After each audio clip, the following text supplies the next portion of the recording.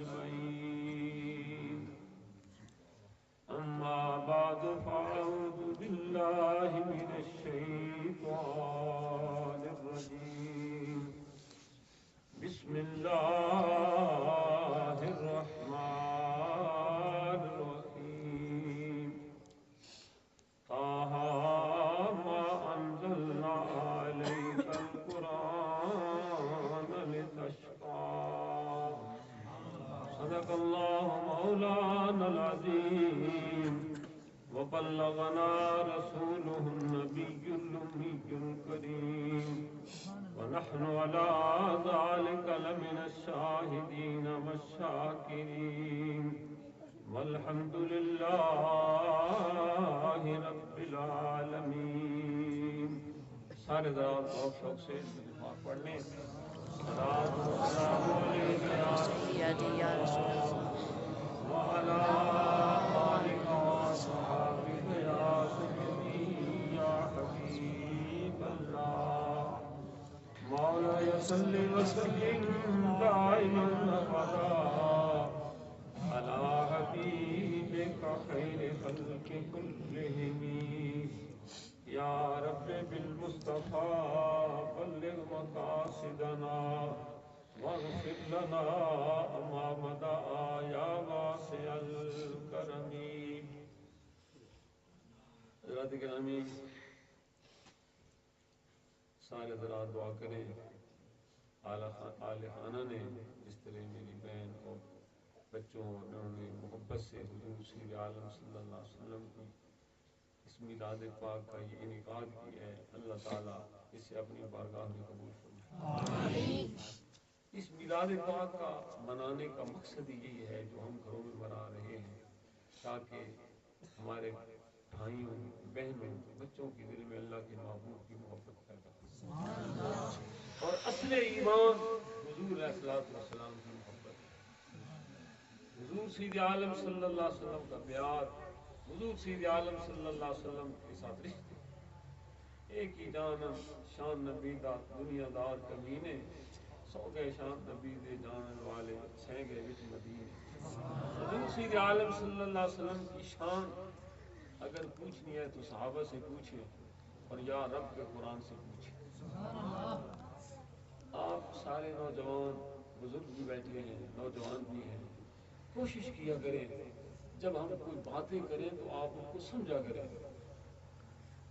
میں نے جو آیت کریمہ آپ حضرات کے سامنے تلاوت کی ہے، اللہ تعالیٰ فرماتا ہے طٰہٰ اے میرے پیارے، ما انزلنا علیک القرآن لتشقی، ہم نے قرآن کو اس لیے نہیں آپ پر اتارا کہ آپ مشقت میں مبتلا ہو گئے.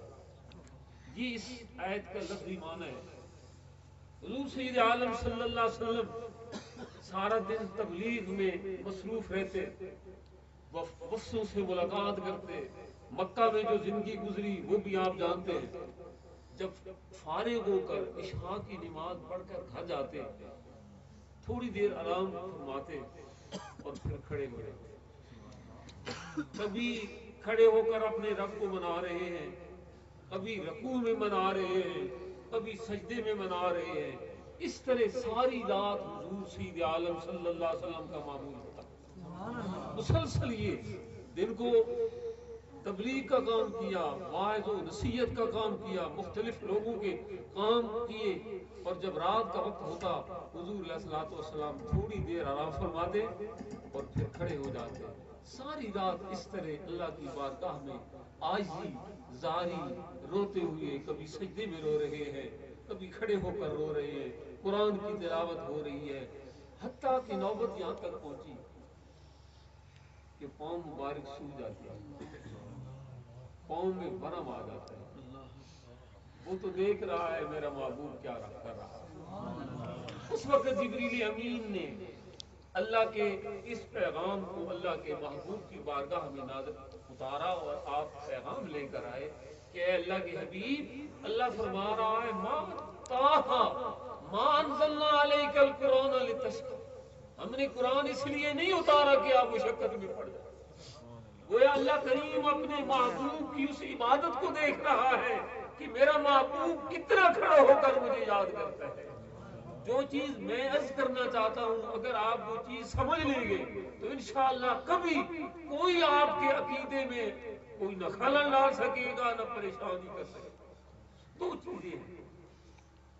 حضور سید عالم صلی اللہ علیہ وسلم جب اپنے آپ کو اللہ کی بارگاہ میں پیش کرتے ہیں تو ابدیت کے لحاظ سے پیش کرتے ہیں, ابد کے طور پر پیش کرتے ہیں, عاجزی کے طور پر پیش کرتے ہیں. لیکن جب رب اپنے محبوب کو ہمارے سامنے پیش کرتا ہے یا دنیا کے سامنے پیش کرتا ہے اپنا محبوب بنا کر, سبحان اللہ, حضور عاجزی کا اظہار کر رہے ہیں. کائے میں پتھر کھانا یہ بھی ابدیت ہے, گھر کا محاصرہ کیا جانا یہ بھی ابدیت کا اظہار ہے, جنگ میں دنداں مبارک کا شہید ہو جانا یہ بھی ابدیت کا اظہار ہے. ورنہ کون چاہتا ہے کہ میرے محبوب کو پتھر لگے؟ کون چاہتا ہے کہ میرے محبوب کا چہرہ زخمی ہو؟ کون چاہتا ہے کہ میرے محبوب کا گھر کا محاصرہ کیا جائے اور دشمن تلواریں لے کر کھڑے ہو؟ نہیں, یہ عبودیت کا اظہار ہے, یہ مقام عبودیت کا اظہار ہے. حضور جب اپنے آپ کو اللہ کی بارگاہ میں پیش کرتے ہیں حضور محب ہوتے ہیں, اللہ محبوب ہوتا ہے. لیکن جب ادھر سے بات ہوتی ہے تو وہ کہیں تو فرما رہا ہے وما ارسلناک الا رحمۃ للعالمین, کہیں فرمایا یا ایھا النبی انا ارسلناک شاہدا ومبشرا ونذیرا وداعیا الی اللہ باذنہ وسراجا منیرا. جب اللہ ہمارے سامنے اپنے محبوب کا ذکر فرماتا ہے تو محبوب کا ذکر فرماتا ہے. جب ان کا ذکر کیا جاتا ہے تو محبوب بنا کر بیان تشبیہ و تمثیل. اگر ایک بچہ ہو نا اس نے امتحان کی تیاری کرنی ہو تو وہ ساری رات پڑھتا رہتا ہے, راتیں گزرتی ہیں. باپ جب اپنے بیٹے کو رات کی آدھی رات کو بیدار ہوتا ہے, دیکھتا ہے لائٹ جل رہی ہے, بچہ پڑھ رہا ہے, تو باپ کہتے ہیں بیٹا تھوڑا سا آرام کر لیا کرو. ہوتی ہے نا محبت, باپ کہتا ہے بیٹا تھوڑا سا آرام کر لیا کرو. لیکن بیٹا جو ہے اسے اس کے سامنے امتحان ہوتا ہے تو بلا تشبیہ و تفسیر اسی طرح محسوس ہو رہا ہے میرے محبوب ساری رات نہ کھڑا رہا. تاہا ما انزلنا علیک القرآن لتشقی, میرے محبوب تیرے قدموں پر جو برم پڑتے ہیں نا میں ان کو بھی تک رہا ہوں, میں ان کو بھی دیکھ رہا ہوں, اس لیے ہے میرے محبوب ساری رات نہ کھڑا رہا کرو. تو حضور سید عالم صلی اللہ علیہ وسلم جب اپنے آپ کو اللہ کی بارگاہ میں پیش کرتے ہیں تو ابد کے طور پر پیش کرتے ہیں. کس طرح پیش کرتے ہیں؟ ابد کے طور پر, اللہ کا بندہ ہونے کے لحاظ سے عاجزی کرتے ہیں. کس طرح عاجزی کرتے ہیں؟ اتنی عبادت کرتے ہیں کہ برم آ جاتے ہیں اور اس عبادت کے بعد پھر بھی عرض کریں ما عبدنا کا عبادت ہے. اتنی عبادت کی پاؤں سوکھ جاتے ہیں, پانی پانوں زخموں سے بہنے لگ جاتا ہے, پھر بھی اس کریم کی بارگاہ میں عرض کر رہے ہیں ما عبدت کا حق عبادت کا, اے میرے مولا جس طرح تیری عبادت کا حق تھا میں نہیں کر سکتا. اور آگے فرمایا معرفت کے یعنی پہچان کی کمال پر حضور اگر حضور نے نہیں پہچانا تو اور کس نے پہچاننا ہے. لیکن عاجزی کا اظہار کرتے ہوئے فرماتے عرض کرتے ہیں ما عرفت کا حق معرفت کا, اے میرے مولا جس طرح پہچاننے کا حق تھا میں تجھے نہ پہچان سکا. تو عرض یہ کر رہا ہوں کہ جب اللہ کا محبوب اللہ کی بارگاہ میں اپنی ذات کو پیش کرتا ہے تو عاجزی عرض کرتے ہیں, عبودیت کا اظہار ہوتا ہے. لیکن جب ادھر سے لوگوں کو بتایا جاتا ہے تو لوگوں یہ میرا محبوب ہے, اس کی شان یہ ہے, اگر یہ اشارہ کرے تو اس کے اشارے کہ میں سورج کو واپس کر دیتا ہوں, اگر یہ اشارہ کرے تو میں چاند کو 2 ٹکڑے کر دیتا ہوں, اگر یہ چاہے تو میں قبلہ کو بھی بدل دیتا ہوں. ادھر سے جب لوگوں کو بتایا جاتا ہے تو یہ میرا محبوب ہے, یہ مجھے پیارا ہے. اگلے دن بھی میں نے عرض کیا کہ کسی نبی کی عمر کی قسم اللہ نے نہیں کھائی, لیکن تمہارا اور میرا نبی وہ ہے جس کی عمر کی قسمیں رب اٹھا رہا ہے, جس کے شہر کی قسمیں رب اٹھا رہا ہے, جس کی زبان سے نکلے ہوئے کلمات کی قسمیں اٹھا رہا ہے, جس کے بولنے کو اپنا بولنا فرما رہا ہے, جس کے سینے کی آپ تعریف کر رہا ہے, جس کے چہرے کی آپ تعریف کر رہا ہے, جس کی زلفوں کی آپ تعریف کر رہا ہے, جس کے غلاموں کی آپ تعریف کر رہا ہے. تو جب ادھر سے پیش کیا جاتا ہے لوگوں یہ میرا محبوب ہے, اس سے مجھے محبت ہے، اس کی ادا سے مجھے محبت ہے، اس کی شہر سے مجھے محبت ہے، اس کی امت سے مجھے محبت ہے، اس کے غلاموں سے مجھے محبت ہے. یہی جھگڑا ہے. ہم کہتے ہیں حضور سید عالم صلی اللہ علیہ وسلم نے اللہ کی بارگاہ میں اپنے آپ کو جو پیش کیا عبد ہونے کے لحاظ سے، لیکن علامہ اقبال نے اسی عبد کا فرق بیان کیا. لوگوں، عبد دیگر عبد ہو چیزیں دیگر، عبد اور ہوتا ہے، عبد ہو کا مقام اور ہوتا ہے. کیونکہ اللہ تعالیٰ نے اپنے محبوب کو عبد ہو کے ساتھ تعبیر فرمایا تو فرمایا لوگ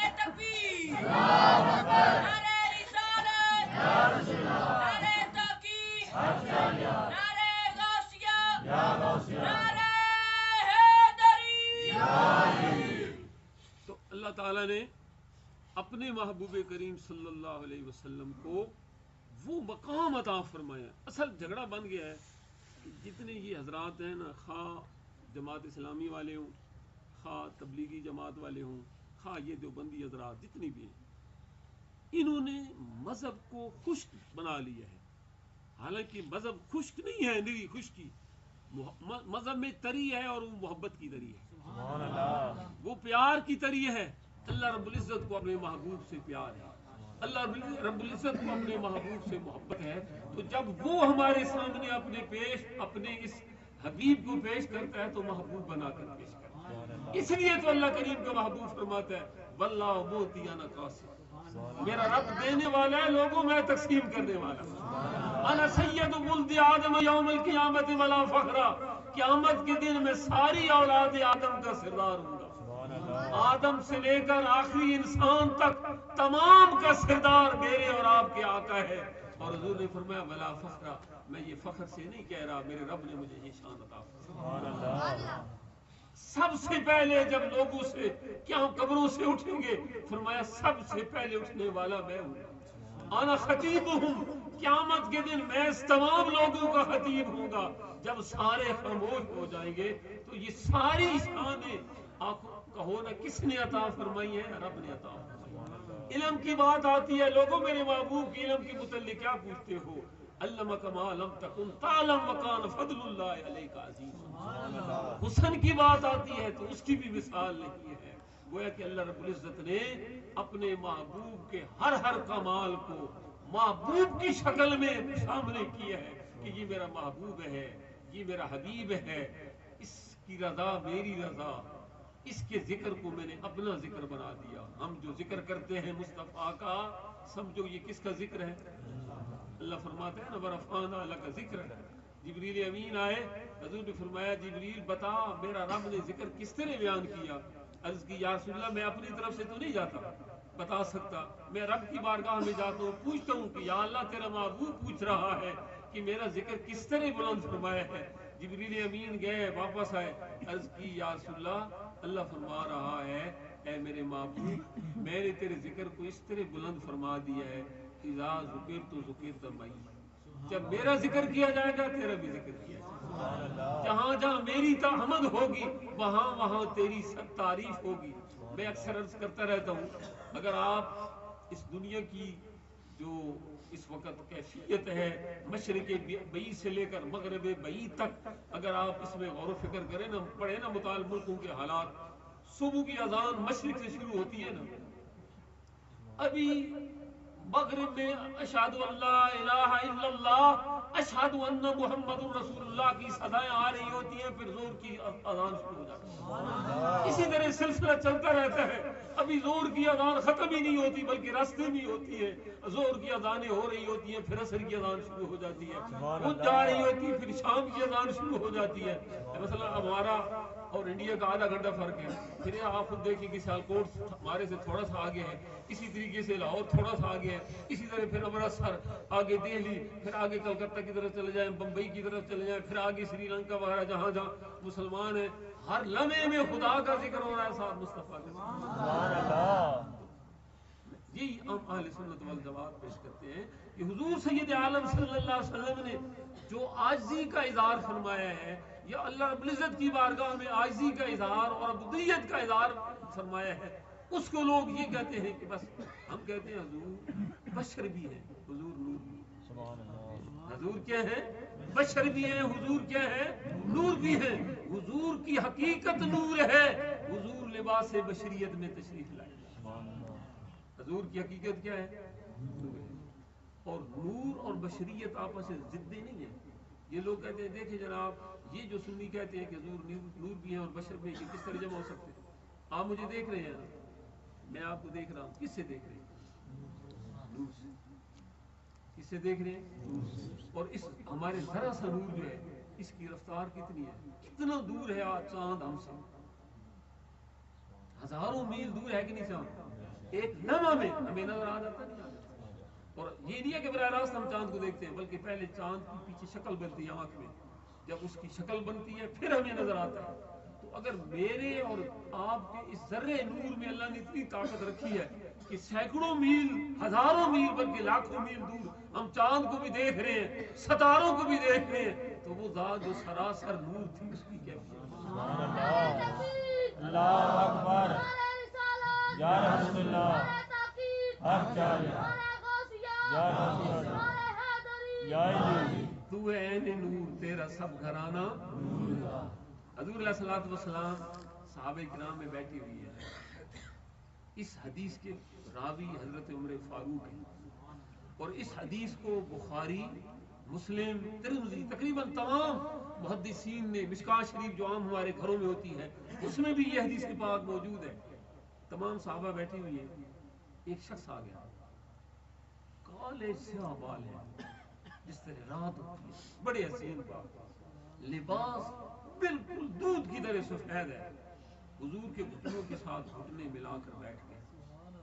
سارے صحابہ دیکھنے لگ گئے، حضرت ابو بکر ہیں، حضرت عمر فاروق، عثمان غنی، علی شریف، سارے بیٹھے ہوئے، حیران ہوئے کہ بھئی یہ بندہ مدینے کا رہنے والا نہیں ہے، لیکن محسوس ہوتا ہے کہ ابھی اس کمرے سے نکل کر آیا، اس لیے لباس بدلا ہے، کیونکہ اگر انسان سفر کر کے آئے تو کپڑوں کی سلوٹیں خراب ہو جاتی ہیں، نہیں پڑتی، کچھ نہ کچھ سفر کے آثار ہوتے ہیں۔ ہے اجنبی، مدینے کا رہنے والا نہیں ہے، ہم اسے جانتے نہیں ہیں، لیکن کمال ہے یہ اڑ کر آیا ہے، کہاں سے آیا ہے، اس پر ذرا بھی سفر کے آثار نہیں ہے۔ بیٹھ گیا۔ بیٹھنے کے بعد اس نے حضور سے چند سوال کیے، یا رسول اللہ اسلام کیا ہے، ایمان کیا ہے، احسان کیا ہے، قیامت کب آئے گی؟ حضور سے یہ سوال کرتا رہا۔ حضور جب جواب دیتے نا تو کہتا صدقتا۔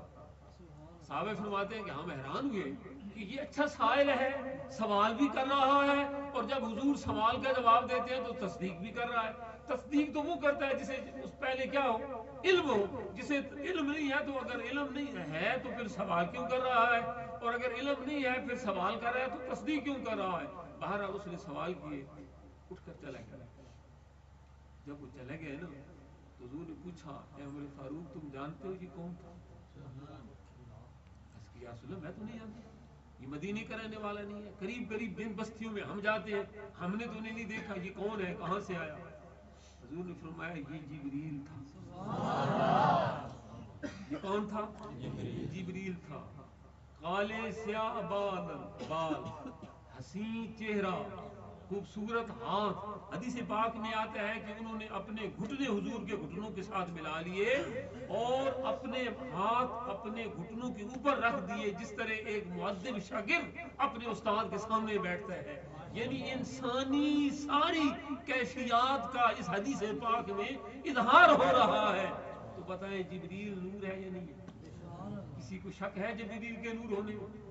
اب جب جبریل امین ایک دفعہ نہیں بہت دفعہ ہے، یہ تو ایک حدیث میں نے آپ کے سامنے بیان کی ہے نا، تو کیا جس وقت جبریل امین حضور کی بارگاہ میں حاضر ہوئے انسانی لباس میں، کیا جبریل کی نورانیت ختم ہو گئی تھی؟ نہیں نہ ختم ہوئی۔ اگر جبریل وہ نور جو میرے مصطفیٰ کے نور کا خادم ہے، جو سدرۃ المنتہا پر جا کر رک جاتا ہے اور عرض کرتا ہے اے اللہ کے حبیب اگر ایک بال کی نوک کے برابر بھی میں آگے بڑھوں گا تو اللہ کی تجلیات سے جل جاؤں گا، وہ ذات جو آگے پار جا رہی ہے اس نور کا حال کیا ہوگا؟ سبحان اللہ۔ اس لیے ہم اہل سنت والجماعت ہم کہتے ہیں کہ حضور سید عالم صلی اللہ علیہ وسلم نے اپنی ذات سے جو اختیارات کی نفی کی ہے یا اپنی حالت کو جو عاجزی کا اظہار کیا ہے، تواضع کا اظہار کیا ہے، وہ عبودیت کا اظہار ہے، وہ عبودیت کا اظہار ہے، لیکن جب رب پیش کرتا ہے تو اپنا محبوب بنا کر پیش کرتا ہے۔ سبحان اللہ، لوگوں میرا محبوب ہے، ہمیں اللہ رب العزت جس طرح اپنے محبوب کو پیش کرتا ہے امتیوں کو محبوب کو اس طرح ماننا چاہیے، یہ نہیں کہ جس طرح حضور سید عالم صلی اللہ علیہ وسلم اپنی ذات کو پیش کر رہے ہیں ہم اسے اپنا عقیدہ بنا لیں، نہیں، ہمارا عقیدہ وہ ہوگا جو اللہ نے اپنے حبیب کا ہمارے سامنے پیش کیا۔ سبحان اللہ، آپ مولانا عبد الرحمان صاحب سے سنتے رہتے ہیں، میں بھی عرض کرتا رہتا ہوں، آدم علیہ السلام سے لے کر حضرت عیسیٰ روح اللہ تک جتنے انبیاء کرام تشریف لائے ہیں، آپ قرآن کریم پڑھے ہوئے ہیں، جہاں بھی اللہ پکارتا ہے تو کس طرح پکارتا ہے؟ یا آدم ہو، یا نوح ہو، یا ابراہیم، یا اسماعیل، یا موسیٰ، یا عیسیٰ علیہ السلام، اسی طرح ہے نا قرآن کریم میں ہے نا، آتا ہے یا اے ابراہیم، اے نوح، اے آدم، اے موسیٰ، اے عیسیٰ، ان تمام کو اللہ نے نام لے کر پکارا۔ آ گئی باری اب میرے اور آپ کی آ کر، تو قرآن نے وہ انداز بدل دیا بلانے کا، وہ دستور بدل دیا، وہ طریقہ بدل دیا۔ قرآن پیارے انداز سے فرما رہا ہے یا ایھا الرسول، اے میرے رسول، یا ایھا النبی، اے میرے نبی۔ اب محبوب کا کتنا، میں جو عرض کر رہا ہوں کہ اللہ جب پیش کرتا ہے تو محبوب جس طرح ایک بلا تشبیہ و تمثیل سمجھانے کے لیے مجبوری ہوتی ہے کہ ایک بچہ جو ہے کھیس لپیٹ کر یا کوئی چادر لپیٹ کر ماں بیٹی کو، میرے بیٹے اے چادر فلاں اوڑھنے والے، تو یہ کس کا اظہار ہوتا ہے؟ محبت کا اظہار ہوتا ہے نا۔ محبوب کملی یعنی ہلکی سی چادر لے کر سوتے ہیں تو آواز آتی ہے یا ایھا المزمل، اور بڑی سی چادر لیٹ کر سوتے ہیں تو فرماتے ہیں یا ایھا المدثر۔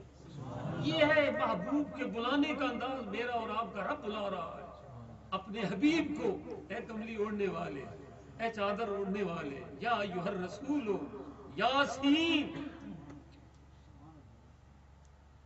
اللہ کریم نے اپنے محبوب کے نام کی قسمیں اٹھائیں، عمر کی قسمیں اٹھائیں، شہر کی قسمیں اٹھائیں، تو اللہ کے محبوب کو اس طرح سمجھو جس طرح اللہ نے اپنے محبوب کو ہمیں سمجھانے کی کوشش کی، اور جس طرح صحابہ کرام نے حضور سید عالم صلی اللہ علیہ وسلم کی ذات اقدس سے پیار کیا، محبت کی، اور جس طرح سرکار کا انہوں نے احترام اور حضور سید عالم صلی اللہ علیہ وسلم کی عزت کی۔ یہ ہے ایمان، یہ ہے اسلام، اور یہ ہے قرآن کا مطالبہ اور اسلام کا مطالبہ کہ سرکار دو عالم صلی اللہ علیہ وسلم کی ذات اقدس کو اس طرح مانو جس طرح خدا منوانا چاہتا ہے، اس طرح مانو جس طرح خدا منوانا چاہتا ہے۔ اب کتنی بڑی یہ تعریف ہے، اللہ فرمائے کہ وما ارسلناک الا رحمتا للعالمین، اے محبوب میں نے تمام جہانوں کے لیے آپ کو رحمت بنا کر بھیجا۔ اب اس میں جب سے اللہ نے اس جہان کو بنایا ہے نا، اس کائنات کو، ان تمام جہانوں کو یہ جملہ قرآن کریم کا یہ جملہ شامل ہے، یعنی اس کا مفاد یا اس کا معنی اور الحمدللہ رب العالمین کا معنی ایک ہے، کہ جس طرح یہ ثابت ہوتا ہے کہ اللہ فرماتا ہے میں تمام جہانوں کا پالنے والا ہوں، خواہ پانی میں ہے، خواہ فضا میں ہے، پہلے ہیں، بعد میں ہیں، بعد میں آنے والے ہیں، میں تمام کے لیے، یعنی جب یہ آیت کریمہ نازل ہوئی اس سے پہلے جتنے جہان گزرے ہیں ان کے لیے بھی رب العالمین ہے، اور اس کی آیت کریمہ کی شان کے نزول کے بعد قیامت تک اللہ تعالیٰ کیا ہے؟ کہو نا رب العالمین ہے۔ رب العالمین کا رب کا معنی کیا ہوتا ہے؟ کس طرح پالنا؟ یعنی نہیں معنی ہم اس طرح کر دیتے ہیں نا، ترتیب الشیء شیئا فشیئا، آہستہ آہستہ پالنا۔ بچہ پیدا ہوتا ہے، ہمارے پاس اس کی غذا کی کوئی ضرورت شے نہیں ہے، ٹھیک ہے نا، لیکن اللہ کریم وہ دنیا پر آتا ہے تو اس کی خوراک کا انتظام فرما دیتے ہیں۔ دنیا میں وہ آتا ہے، میں اکثر عرض کرتا رہتا ہوں، آپ دودھ لیتے رہتے ہیں بھینسوں کا، ایک جو جس نے بچہ 1 ماہ یا 2 ماہ 3 ماہ جنا ہو، اس وقت اگر آپ دودھ لیں تو وہ دودھ پتلا ہوگا، لیکن جو بھینس 1 سال پورا گزار چکی ہو اور اس وقت جو بھینس دودھ دیتی ہے وہ دودھ کیا ہوتا ہے؟ سگڑا. سمجھا کو نا کیا ہوتا؟ سگڑا. وجہ کیا ہے؟ اس لیے کہ جب بچہ پیدا ہوتا ہے چھوٹا، اس کا معدہ، اس کی آنتیں کمزور ہوتی ہیں. اللہ کریم نے ماں کے پیٹ میں ایک مشین لگا رکھی ہے جو دیکھیں وہ کتنا اس کی ہے نظام تربیت. بھینس کھاتی کیا ہے؟ گھاس کھاتی ہے، چارہ ڈالتے ہیں، کھل ڈال رہے ہیں. آج کل چوکر آ گیا، یہ نئی چیزیں آ گئی ہیں. لیکن کمال جائے انسان اس کی قدرت پر، اس کے اندر ہوئی جو ہم ظاہری طور میں جو کھل ڈال رہے ہیں، چوکر ڈال رہے ہیں، جو کچھ بھوسا ڈال رہے ہیں، اللہ کریم اس کو کس میں تبدیل کر رہا ہے؟ کتنا وہ کریم ہے، کتنا وہ تدبیر کرنے والا ہے، کتنا وہ تربیت کرنے والا ہے. اور سب سے حضور فرماتے ہیں کہ دودھ ایک ایسی نعمت ہے جس میں اللہ نے ہر غذا رکھی. پیاس کو بھی بجھاتا ہے، بھوک کو بھی مٹاتا ہے، جسم کو طاقت بھی دیتا ہے. تو اب ماں کے پیٹ میں اللہ کریم کیا کر رہا ہے؟ خون بھی ہے، اس میں ہے پانی بھی ہے، ان گوبر بھی بھینس کے پیٹ میں، ان سے الگ کر کے ہمارے لیے دودھ مہیا فرما رہا ہے. اور پھر میں جو عرض کر رہا ہوں جو دودھ ہے وہ دو چیزوں کا مرکب ہے. ایک اس میں گھی کے اجزاء ہوتے ہیں، ایک پانی کے اجزاء ہوتے ہیں. جب بچے کی عمر چھوٹی ہوتی ہے، بھینس کا بچہ جب چھوٹا ہوتا ہے، اس کا معدہ کمزور ہوتا ہے، اللہ کریم پانی کے اجزاء زیادہ ملواتے ہیں، گھی کے اجزاء کم ہوتے ہیں. ادھر بچہ بڑا ہو رہا ہے، ماں کے پیٹ میں گھی کے اجزاء خود بخود زیادہ ہوتے جا رہے ہیں، پانی کے اجزاء کم ہوتے ہیں.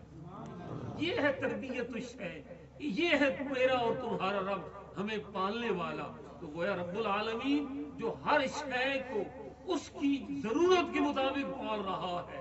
تو جس طرح رب زمین میں رہنے والے، فضاؤں میں رہنے والے، سمندروں کی تہوں میں رہنے والے، مشرق میں رہنے والے، مغرب میں رہنے والے، انسان ہو، نباتات ہو، جمادات ہو، ہر چیز کے لیے رب ہے.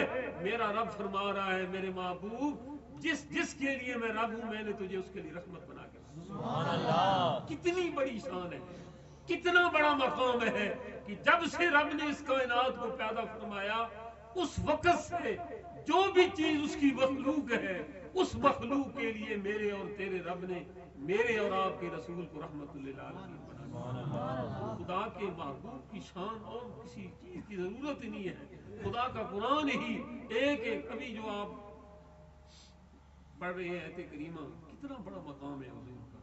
ان اللہ و ملائکتہ، اللہ اور اس کے سارے فرشتے. یہ جمع کثیر ہے، ملائکہ جو ہے جمع کثیر ہے. اور یہ جب اسے مضاف کیا جائے تو عربی کا قاعدہ ہے یہ استغراق کا فائدہ دیتا ہے کہ عام معاملات میں فرشتے ہر ایک فرشتے کی الگ الگ ڈیوٹی ہے، لیکن جب محبوب کے درود کی باری آتی ہے سارے درود پڑھتے ہیں. ان اللہ، بے شک اللہ رب العزت کی ذات، و ملائکتہ، اور اس کے سارے فرشتے، یصلون علی النبی، نبی پر درود پڑھ رہے ہیں. اور یہ جملہ عربی میں جملہ اسمیہ ہے، یہ نہیں ہے کہ ایک دفعہ پڑھ لیا اور ختم ہو گیا. یہ دوام پر درود دلالت کر رہا ہے، یہ ہمیشہ پر دلالت کر رہا ہے. اس لیے تو ہم کہتے ہیں ایک وقت آئے گا اللہ کا ذکر مٹ جائے گا، مصطفیٰ کا ذکر نہیں مٹے گا. کیونکہ اللہ تعالیٰ کا ذکر کرنے والی کون ہے؟ مخلوق. تو مخلوق مٹ جائے گی تو وقتی طور پر اللہ رب العزت کا ذکر بھی کیا ہے؟ رک جائے گا. لیکن اللہ کے محبوب کا ذکر کون کر رہا ہے؟ خود اللہ کر رہا ہے. اب اللہ رب العزت کی ذات ازل سے اپنے محبوب پر درود پڑھ رہی ہے، ابد تک پڑھتی رہے گی. تو میں یہ عرض کر رہا ہوں کہ جب اللہ کریم اپنے محبوب کو ہمارے سامنے پیش کرتا ہے تو کیا محبوب بنا، ہمیں بھی رب کا محبوب سمجھ کر حضور کی شان کو ماننا چاہیے. یہ ہم نہیں کہتے، ہمارا اس میں کوئی جھگڑا نہیں ہے. ہم کہتے ہیں حضور بشر بھی ہیں. حضور کیا ہے؟ جو حضور کی بشریت کا انکار کرے گا وہ کافر ہوتا ہے. سنا ہے کہ نہیں؟ اور حضور نور بھی ہیں، لیکن یہ بھی ہمارا عقیدہ نہیں ہے کہ حضور اللہ کے نور کا جز ہے. یہ بھی کفر ہے. سنا ہے کہ نہیں؟ اللہ کے نور کا جز نہیں ہے، وہ خالق ہے، حضور مخلوق ہے. وہ خالق ہے، حضور مخلوق ہے. وہ خالق نور ہے، یہ مخلوق نور ہے. اس لیے حضور نے فرمایا سب سے پہلے، حضرت جابر فرماتے ہیں سب سے پہلے اللہ نے میرے نبی کے نور کو پیدا فرمایا. اور حضور فرماتے ہیں کنت نبیم و آدم بین الماء والتین، میں اس وقت بھی نبی تھا جب آدم ابھی مٹی اور پانی میں تھے. یعنی یہ جو حضرت ہمارا وجود ہے اللہ تعالیٰ نے 4 اجزاء سے بنایا ہے نا، ان میں مٹی اور پانی بھی ہے. تو اب حضرت آدم کا بھی وجود ہی نہیں بنا تھا، حضور اس وقت بھی نبی تھے. اب نبوت صفت ہے، یہ موصوف کا تقاضا کرتی ہے. اس وقت اگر یہ صفت نبوت تھی تو وہ کون سا موصوف تھا جس صفت اس موصوف میں پائی جا رہی تھی. مثلا آپ کہتے ہیں کہ فلاں عالم ہے، اب عالم ہونا صفت ہے اور انسان کا وجود یہ موصوف ہے. زید عالم ہے، خالد عالم ہے، ابو بکر عالم ہے، ابو بکر موصوف ہوگا، عالم ہونا صفت ہے. اسی طرح نبی کا نبوت والی یہ صفت ہے تو وہ موصوف کیا تھا؟ وہ نور مصطفیٰ تھا. اس لیے حضور سید عالم صلی اللہ علیہ وسلم کی عظمت اور شان کو اگر پہچاننا ہے تو اللہ کا محبوب سمجھ کر پہچانا ہے. اس لیے تو حضور نے جب صوم وصال رکھے لگاتار روزے، یاد ہے نا، تو صحابہ نے بھی کیا رکھے تھے؟ لگاتار روزے. حالت خراب ہو گئی، چلا جا نہیں رہا، دیواریں پکڑ کر آ رہے ہیں، رنگ زرد ہو گیا ہے. حضور نے پوچھا کیا ہو گیا؟ عرض کی یا رسول اللہ آپ نے جو صوم وصال رکھے ہم بھی وصال کے روزے رکھ رہے ہیں. حضور نے فرمایا ایکم مثلی، تم میں کون ہے میری مثل؟ حالانکہ حضور سید عالم صلی اللہ علیہ وسلم چچا حضرت عباس، آپ کی چچا ذات بھائی حضرت علی، حضرت جعفر، حضرت عقیل اور سارے یہ حضرات ابو بکر صدیق وغیرہ سارے حضور کے ساتھ نہیں رہتے تھے. حضور کیا فرما رہے ہیں؟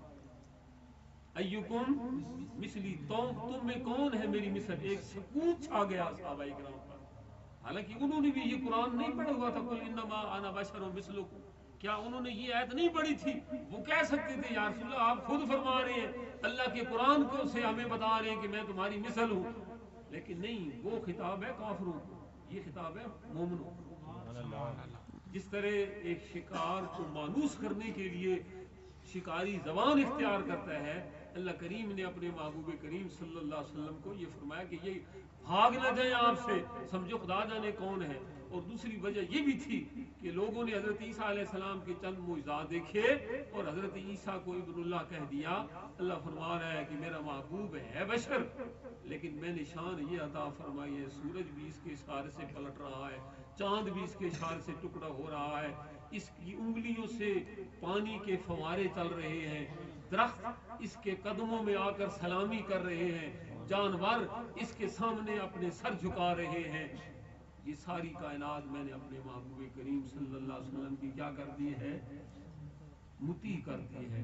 حضور فرما رہے ہیں ایکم مثلی ابھی تو عند ربی یطعمنی و یسقینی. میں اکثر یہ آیت کریمہ پڑھتا رہتا ہوں آپ حضرات کے سامنے کہ اللہ کریم نے اپنے محبوب کریم صلی اللہ علیہ وسلم کو فرمایا ہے وَخْفِضْ جَنَاحَكَ، اے میرے محبوب اپنی پرواز کو پست کیجئے، لمن اتبعک من المؤمنین، جو مومن آپ کی اتباع کر رہے ہیں ان کے لیے اپنی پرواز کو کیا کیجئے؟ پست کیجئے. جو میں نے تجھے شان عطا فرمائی اگر تم اس شان پر پرواز کرو گے نا، پھر ابو بکر تو دیکھتی رہ جائیں گے، عمر تو دیکھتی رہ جائیں گے، ابو ہریرہ اور بلال کیا ہے؟ دیکھتی رہ جائیں گے. یہی ہمارا اور ان کا جھگڑا ہے ان ساتھیوں کا کہ ہم کہتے ہیں کہ اللہ کے حبیب کی شان اس طرح پہچانو جس طرح رب پہچانا چاہتا ہے، کہ اس طرح میرے محبوب کو مانو، اس طرح میرے محبوب کی شانوں کو مانو. اللہ کریم میرا اور آپ کا یہاں آنا قبول فرمائے. آمین. انہوں نے جس محبت سے جس پیار سے ابھی ربیع الاول شریف کا چاند میرے خیال طلوع ہو چکا تھا یا اس سے پہلے، یہ عمران جو ہے اس نے مجھے فون کرنے شروع کر دیے ہیں کہ بھائی وہ ایک ہمارے گھر کے ساتھ ہمارے عزیز ہیں، وہ چاہتے ہیں کہ ہم بھی اپنے گھر اللہ کے محبوب کی محفل منعقد کریں. میرا ایمان ہے کہ کل قیامت کے دن یہ دیواریں بھی ہماری گواہی دیں گی. اور جہاں حضور کی مشہور حدیث ہے کہ جب فرشتے ہیں جن کا کام ہے زمین میں چکر لگانا، اور جب وہ چکر لگاتے ہیں اور وہ کس کو تلاش کرتے ہیں؟ کہاں اللہ کا اور اس کے محبوب کا ذکر ہو رہا ہے. اور جہاں ذکر ہوتا ہے حدیث پاک میں آتا ہے کہ آسمان تک وہ فرشتوں کی صفیں بند جاتی ہیں، اور جب محفل ختم ہوتی ہے تو اللہ کی بارگاہ میں جاتے ہیں اور اللہ تعالیٰ ان سے پوچھتا ہے تو تو اللہ تعالیٰ کو وہ یہ عرض کرتے ہیں کہ وہ جنت مانگتے تھے، دوزخ سے پناہ، لمبی حدیث ہے، تو اللہ تعالیٰ فرماتا ہے تم گواہ ہو، میں نے انہیں جنت عطا فرما دی، دوزخ سے پناہ دی۔ اللہ کے محبوب کا ذکر ہوتا ہے وہاں اللہ کی رحمت نازل ہوتی ہے۔ انہوں نے جس محبت، جس پیار سے اللہ کے محبوب کی اس محفل کا انعقاد کیا ہے، ذوق شوق سے، اللہ تعالیٰ ان کا اس پیار کو قبول فرمائے، اور اس مرحوم جس کا یہ گھر ہے، مجھے تو نام بھی نہیں آتا، اللہ تعالیٰ ان کی مغفرت فرمائے، جنت الفردوس میں جگہ عطا فرمائے۔ ہم تمام کو جب تک اس جسم میں جان ہے اللہ کے محبوب کے گن گاتے رہیں، اللہ کے محبوب کی تعریفیں کرتے رہیں۔ بڑے نئے نئے عقیدے آ رہے ہیں، بڑی نئی نئی باتیں آ رہی ہیں، ان سے اپنے آپ کو محفوظ کریں، اپنے عقیدہ کو سمجھیں۔ ہم نے بھی مرنا ہے، کوئی ایسی بات اللہ کے فضل سے ہم نہیں کرنے کے لیے تیار جس سے رب ناراض ہو، اس کے رسول ناراض ہو، لیکن جو شان اللہ نے اپنے محبوب کو عطا فرمائی ہے اسے ماننا چاہیے، نہیں ماننا چاہیے۔ اللہ تعالیٰ یہ تو نہیں ہے نا کہ جس نے اپنے محبوب کو شانیں دے کر پھر واپس لے لی ہے۔ یہودی کہتے تھے اللہ تعالیٰ غنی تو بڑا ہے، خزانے تو بڑے ہیں اس کے، لیکن کہتے تھے ید اللہ مغلولہ، اس کے ہاتھ بندھے ہوئے ہیں، کسی کو دے نہیں سکتا۔ جب ان کمینوں نے یہ جملہ کہا نا تو اللہ رب العزت کو غصہ آیا، فرمایا غلت ایدیہم ولعنوا بما قالوا بل یداہ مبسوطتان، لعنت ہو جو کچھ انہوں نے کہا اور ان کے ہاتھ بدے ہوئے ہوں، اس کے ہاتھ تو وسیع ہیں، ینفق کیف یشاء، جس طرح چاہے خرچ کرتا ہے۔ ہم کہتے ہیں اس نے خرچ کیا، کیسے کیا؟ اپنے محبوب کو فرش سے اٹھایا، لا مکان تک بلایا، نہ جہاں نبی جا سکتے ہیں نہ جہاں رسول جا سکتے ہیں۔ اکثر میں آپ کے سامنے مولانا جامی رحمت اللہ علیہ کا یہ شعر پڑھتا رہتا ہوں، ہما پیغمبران در جستجو اند خدا دانت درچے مکانی، کہ معراج کی رات جب حضور علیہ الصلوۃ والسلام جا رہے ہیں، تمام انبیاء سے ملاقاتیں ہو رہی ہیں، کسی نبی کی یہ مجال نہیں کہ یہ کہ یا رسول اللہ میں اوپر والے آسمان تک ساتھ جاتا ہوں۔ مہمان کے ساتھ لوگ جاتے ہیں نہیں جاتے، کسی کی نہیں مجال۔ جب سدرہ آیا جبریل بھی رک گئے، ہما پیغمبراں، معلوم یہ ہو رہا ہے نہ انبیاء کو، نہ روح انبیاء کو، نہ جبریل کو، نہ روح جبریل کو مکان مصطفیٰ کا علم ہے، مقام مصطفیٰ کون جان سکتا۔ بس یہی ہمارا جھگڑا ہے ان کے ساتھ، یہ جو بندی حضرات جتنی بھی ہیں، کہ اللہ کے محبوب کو اس طرح مانو جس طرح اللہ چاہتا ہے کہ میرے محبوب کو مانو۔ اللہ فرما رہا ہے میں نے اپنے محبوب کو یہ شان عطا فرمائی ہے، تعظیم کا سبق اس نے دیا، ادب کا سبق اس نے دیا۔ اللہ کریم اس ان ٹوٹے پھوٹے الفاظ کو اپنی بارگاہ میں قبول فرمائے۔ کل بھی 2 دن میں تقریری ہیں، کوئی آپ سوال نہیں پوچھا کرتے اپنے عقیدے کے متعلق، پوچھا کریں۔ اصل تو جو ہے نا پوچھنے کے ساتھ ہی انسان کے دل میں جستجو ہو نا، تو تب انسان جو ہے کسی چیز کو حاصل کر سکتا ہے۔ مولانا عبد الرحمان صاحب بھی ہر وقت آپ کے پاس ہوتے ہیں، محفل ہو رہی ہے، پھر تو سال کے بعد آپ کبھی جمعے پر آتے ہیں اور کبھی نہیں آتے، لیکن بہرحال یہ محافل جو ہیں جو ہمارا عقیدہ ہے، ہم کہتے ہیں کہ اللہ کا نبی کیا ہے؟ زندہ ہے، حضور کیا ہے؟ زندہ ہیں، اپنی قبر انور میں زندہ ہیں، جہاں جانا چاہیں اللہ کے عطا سے جا سکتے ہیں۔ ایک ہمارا یہ عقیدہ ہے، حضور اپنی قبر انور میں کیا ہے؟ زندہ ہیں، حضور جہاں جانا چاہیں جا سکتے ہیں۔ دوسرا ہمارا عقیدہ یہ ہے کہ جو حضور پر درود پاک پڑھتے ہیں، جو آل محبت ہیں، حضور ان کا سلام سنتے بھی ہیں اور جواب بھی دیتے ہیں۔ ہم جیسے گناہگار جو ہیں ان کا درود حضور کی بارگاہ میں پہنچایا جاتا ہے۔ یہ نہیں کہ حضور سن نہیں سکتے، جس طرح بادشاہ ہوتا ہے نا، بادشاہ اس کے غلام ہوتے ہیں، اب سارے غلام اس کا کام کر رہے ہیں، کیا بادشاہ خود نہیں کر سکتا؟ کر سکتا ہے، لیکن اس کی شان اور اس کی تعظیم کے لیے اللہ کریم نے ایک فرشتہ پیدا فرمایا ہے جو حضور کی قبر انور پر غلامی دے رہا ہے۔ دنیا کے کسی کونے میں رات کی تاریکی میں مسجد کے اندر بیٹھ کر اگر آپ درود پاک پڑھیں گے نا، یہ آپ کی طرف محلے والی مسجد، اندھیری رات ہو، تنہائی میں آپ محبت میں آ کر حضور کی بارگاہ میں درود پاک پیش کر رہے ہیں، فرشتہ عرض کرے گا یا رسول اللہ آپ کا فلاں امتی یہ اس کا نام ہے، یہ اس کے باپ کا نام ہے، اس نے اتنی مرتبہ آپ پر درود پاک پڑھا. تو جو رب اس فرشتے کو یہ طاقت دے سکتا ہے میرے اور تیرے آقا کو طاقت نہیں دے سکتا. اگر ان کے غلاموں کی یہ شان ہے کہ وہاں قبر انور پر کھڑے ہیں اور حضور کی بارگاہ میں سلام ہمارے عرض کر رہے ہیں، تو کیا اس نے اپنے اللہ کو طاقت، اپنے محبوب کو طاقت دی ہے؟ نہیں دی. نہیں، یہ نہیں بات. اصل بات یہ ہے کہ اگر ہم محبت سے پڑھیں گے، ذوق ہوگا، شوق ہوگا حضور کی ملاقات کا، حضور کے دیدار کا، پھر ہمارا سرکار سلام سنیں گے اور جواب بھی دیں گے. حضرت یہ جو ہے نا حضرت شیخ عبدالحق محدث دہلوی رحمۃ اللہ علیہ، یہ مدینہ پاک میں تھے. حضور نے فرمایا میرے بیٹا جاؤ ہندوستان میں میرے دین کی خدمت کرو. سب سے پہلے حدیث پاک کا علم شیخ عبدالحق محدث دہلوی ایک بزرگ گزرے ہیں جنہیں سارے مانتے ہیں. انہوں نے شان یہ تھی یہاں سر جھکاتے تھے سرکار کا دیدار ہو جاتا. ایک حضرت عباس مرسی گزرے ہیں، وہ فرماتے ہیں کہ اگر ایک لمحہ بھی حضور کی صورت انور میرے مجھ سے اوجل ہو جائے میں اپنے آپ کو مسلمان ہی نہیں شمار کرتا. یہ نہیں بات ہے، ادھر سے تو کرم ہی کرم، ہر وقت کرم ہے. قیامت تک حضور کی امت کے لیے حضور کا فیض جاری ہے. ہم کمی ہے تو کس کی طرف سے؟ ہماری طرف سے. حضور زندہ ہے. حضور کیا ہے؟ زندہ ہے. سلام کا جواب حضور دیتے ہیں اہل محبت کا. یہ جو لوگ کہتے ہیں جی آپ یہ پڑھتے ہیں السلام علیکم یا رسول اللہ، یہ شرک بدعت ہے. ان سے آپ یہ کہا کریں کہ جب آپ نماز پڑھتے ہیں تو کیا پڑھتے ہیں؟ التحیات للہ وصلوات و طیبات. آگے کیا ہے؟ السلام علیکم ایھا النبی. جو معنی اس الصلاۃ والسلام علیکم یا رسول اللہ، یہی معنی اس کا بھی ہے، اس کا معنی بھی ہے اے اللہ کے رسول آپ پر سلام ہو، اس کا معنی بھی ہے اے نبی آپ پر سلام.